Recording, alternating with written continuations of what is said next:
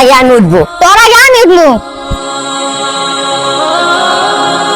সিঁড়িতে দৌড়াদৌড়ি করতে ভালোই লাগতেছে। নিচে চল আবার উঠি।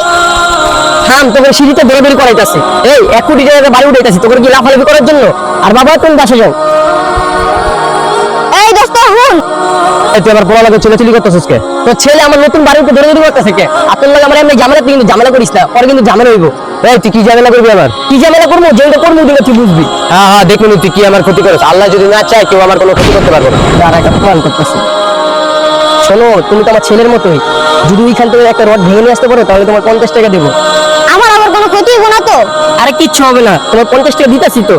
আচ্ছা ভেঙে আনতাছি, 50 টাকা দিবেন তো? হ্যাঁ দিব। আব্বা 50 টাকা দিব, আমি গিয়ে আগে ভেঙে নিয়ে আহি। আচ্ছা আমি যাইতাছি দৌড় দিয়া।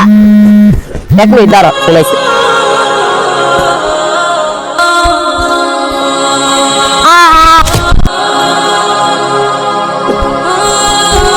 আমার ছেলে তুই কই গেল? আপনার ছেলে দৌড় দিয়া চলে গেল রড আনতে।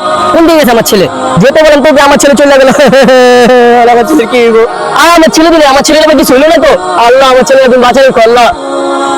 ওই যে আপনার ছেলে। আর আল্লাহ, আমার ছেলে পড়ে গেছে রে।